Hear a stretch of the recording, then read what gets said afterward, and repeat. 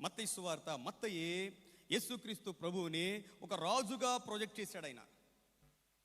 ఆయన రాజు. ఎందుకంటే మత్తయి మెయిన్ యూదులకు రాశాడు. ఆయన ఒక్కొక్క సువార్త ఒక్కొక్కళ్ళ మనసులో పెట్టుకొని దేవుడు వ్రాయించాడు.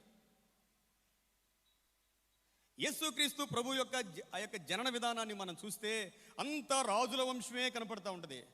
అబ్రహాము ఇస్సాకును కనెను, ఇస్సాకు యాకోబును కనెను, యాకోబు యోదాను అతని అన్నదమ్ములను కనెను, యోద తామారునందు పెరెసును కనెను, పెరెసు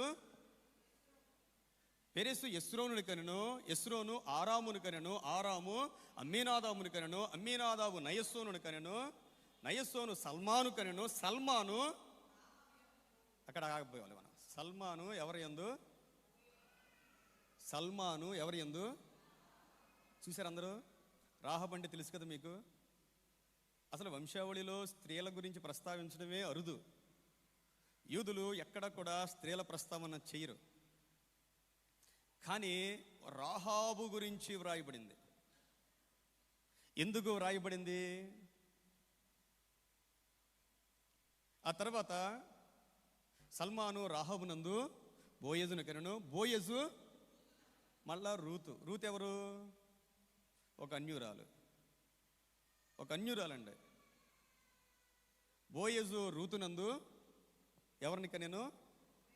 ఒబేదెదోముని కనెను, ఒబేదెదోము యెషయిని కనెను, యెషయి దావీదుని కనెను. మళ్ళా దావీదు ఊరియా భార్య అయినా. చూడండి, ఈ మాటలు మీకు ఎందుకు చదివించానంటే, దేవుని బిడ్డలారా, దేవుడు ఎవరిని ఎన్నుకుంటున్నాడు అనేది చాలా ప్రాముఖ్యం. దావీదు కాలంలో అనేక మంది స్త్రీలు ఉన్నారు.